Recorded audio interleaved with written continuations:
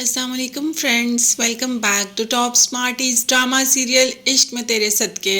नूर जो कि जुल्फी के घर ही आ जाती है और आकर उसे कहती है कि आपके आगे हाथ जोड़ती हूँ, मेरे और सालार की ज़िंदगी में आना बंद कर दें। वो जैसा भी है मेरा शौहर है और मैं उसके साथ मरते दम तक वफा करूंगी। जुल्फिकार की माँ और बहन ये सब बातें सुन रहे होते हैं, जबकि जुल्फिकार अपनी मोहब्बत का यकीन दिलाने की कोशिश करता है नूर को, मगर नूर जुल्फी की कोई बात नहीं सुनती, बस अपनी ही बातें करके वहां से चली जाती है।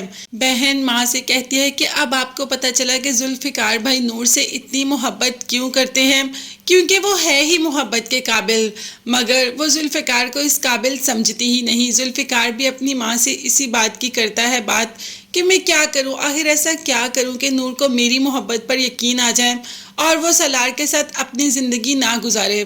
जबकि अब तो माँ भी चाहती है कि नूर सालार की ज़िंदगी में आ जाए, मगर नूर ऐसा कुछ करना ही नहीं चाहती। वो तो आराम से बिल्कुल मुंह बंद किए सब कुछ करती रहती है जो उसके घर में हो रहा है। इवन के वो तो अपने शौहर की माइयों में मेहंदी में भी शरीक हो रही है और कुछ भी नहीं बोल रही, कुछ बोलने का फ़ायदा ही नहीं। इतना कुछ तो कह चुकी मगर किसी को उसकी बात पर यकीन ही नहीं। पुप्पो ने कह दिया कि मुझे समझ नहीं आ रहा कि मैं बेटे की खुशी में खुश हूँ या तुम्हारे साथ बैठकर गम मनाऊं।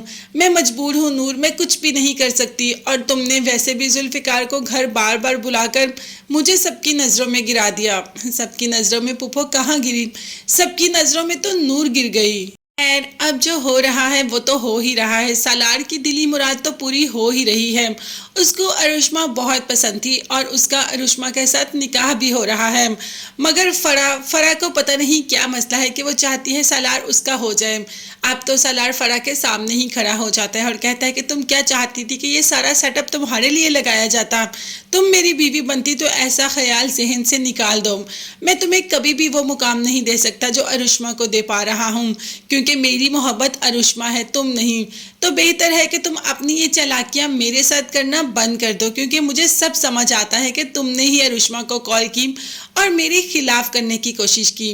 खैर, सब कुछ एक साइड पर, आज तो अरुष्मा का और सालार का निकाह है और सालार बेहद खुश नजर आ रहा है। नूर भी उसमें शरीक है। नूर भी अपने शौहर का निकाह अपने सामने होता देखेगी, मगर निकाह होगा तब ना। अरुष्मा की माँ ने तो अभी ही ये रख दी शर्त कि अरुष्मा का निकाह उस शर्त पर सालार के साथ होगा जब सालार हमेशा हमेशा के लिए इसी टाइम नूर को छोड़ देगा। देन ये निकाह होगा, नहीं तो हम वापस चले जाएंगे। अब सालार अरुष्मा को तो किसी कीमत पर नहीं छोड़ सकता और नूर के साथ तो वो खुद भी रहना नहीं चाहता, इसीलिए उसको इतना कोई खास धचका लगा नहीं। वो तो नूर को वैसे ही छोड़ना चाहता था, बस उसको एक पॉइंट की ज़रूरत थी जो आज उसको मिल गया।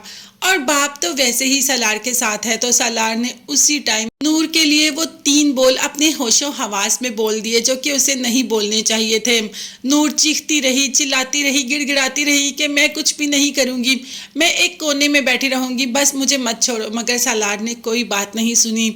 इवन के पुप्पो, सालार की माँ, सालार के मुंह पर हाथ रखती रही कि ऐसा कुछ मत करो, ऐसा कुछ मत करो, मगर सालार को सिर्फ और सिर्फ अरुष्मा नजर आ रही थी।